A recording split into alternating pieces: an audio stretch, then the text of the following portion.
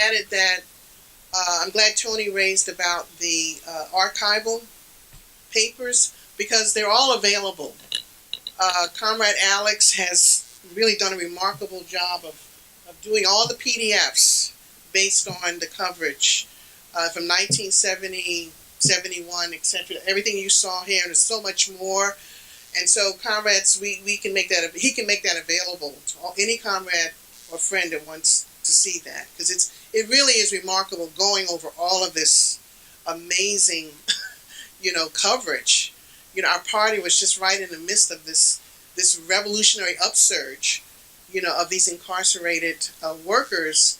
And one thing about Attica that to me it's so remarkable, and it really needs a lot of study. I mean, there have been rebellions of prisoners, it's nothing new, rebellions of prisoners, but Attica was so it just raised a benchmark on rebellions because it was sort of a microcosm of U.S. society. These were prisoners who fought for class solidarity. They fought for it. There were black, brown, and white prisoners. They refused to be segregated. It's like all or nothing. And, demanding to go to Cuba, demanding to go to the DPRK. These were revolutionary, prisoners. They were revolutionary workers that just happened to be behind the bars. And so just their demands, I couldn't read all of the demands because it was just so long, but, these 24 demands, demanding to be organized into a union, demanding an 8-hour day. I mean, this is like going back to May Day, in terms of, the demands that were made back in 1886. So anyway, it really deserves a lot of study. And the fact that it was drowned in blood, they wanted to make an example of those prisoners. They wanted to make an example of them because if they had succeeded in terms of even, any of the demands, and maybe they did, maybe they did win some of the demands, they couldn't risk this spreading all throughout the country.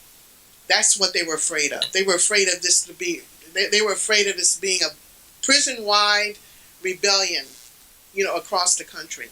And it very well could have been. It was like a mini Paris, absolutely. It was like a mini Paris community because they had liberated area. They had liberated territory in that cell block. It was liberated, comrades. And the fact that it was not only Tom Soto, but this thing, William Kunstler was there too. He was invited to be one of the mediators. Tom Wicker from the New York Times was there.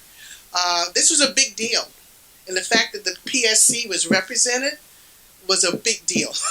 It was a really, really big deal for not only our party, but for the movement. I just want to really applaud the comrades who held the demonstration last night at Columbus Circle. That was really great. It was on such short notice, tying in, because I think it was inspired by what happened in Chapel Hill. That's one thing.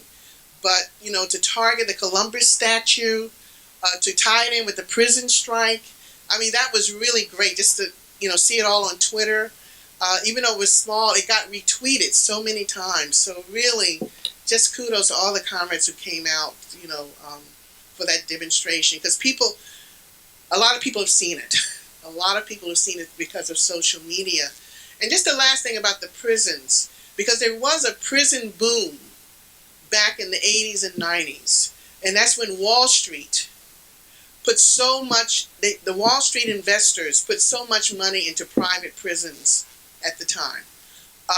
Not to say there wasn't, of course there's always been an exploitation of prisoners, especially in the state prisons, making, license plates and furniture and so forth. But this took it to a whole new level. I mean, billions of dollars were put into private prisons, as comrades pointed out, in terms of the telephone, the commissary. When Larry and I go and meet with Mamiya, because the food is so terrible, the prisoners are forced to, they have these, food things, you just put in money and you get the food out, and it's so expensive.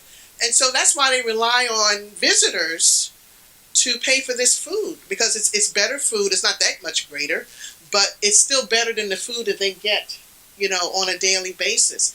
And that's a lot of money. So they're making money hand over foot with these prisoners because they know that they have very little choice in terms of what they're able to get. And just lastly, in terms of what the question that Ruben raised, when the prisoners come out, unless they have some type of support network, whether it's their family or friends or whatever, it's like a revolving door. You come out of prison, there's no jobs because you're stigmatized, you're demonized, because especially if you have a felon, there's millions of prisoners in this country who are denied the right to a job or housing or anything like that because they are stigmatized. And that's why that, the demand about the voting rights of all confined citizens serving prison sentences, that be revoked. It's very, very important. We should fight for it. That's a basic democratic right that everyone should have. Although we know, the limitations of voting in this country in terms of who you vote for, but it doesn't mean that people don't have the basic democratic right in terms of voting, and that should go to prisoners as well. And also the fact that back in 2000, I'm sorry, I'm rambling a little bit here, but back in 2000, and why the issue of ending mass incarceration is so important, I remember this statistic back in 2000 that stated that there were more young black men from the ages of 20 to 29 in prison than were in college. Just think about that. Exactly. That was astounding. That was an astounding statistic. I don't know what it is now because that was almost 20 years ago. But that's when there was this boom in terms of the prison, private prisons. And prisoners, because they can make so much profit off of prisoners, what Larry raised in terms of the labor unions that can play such a big role in terms of organizing prisoners. Just think about it. There's 2.2 million people are in prison. And why shouldn't they be in unions? Because they're already forced to, in terms of the service industry. When you call for a hotel reservation, you may be talking to a prisoner. It's not just making, lingerie for Victoria's Secret, which employs prison labor, or fighting forest fires, which has been happening with all of the fires, both men and women prisoners. So anyway, so that demand is really, really important, and so I think that's. So anyway, we should do everything we can to continue to support this strike, which is supposed to end on September 9th, which was the first day of the Attica Prison Rebellion. So we should do everything we can to support these prisoners all over the country, because their struggle is righteous and it's part of the working class struggle in this country.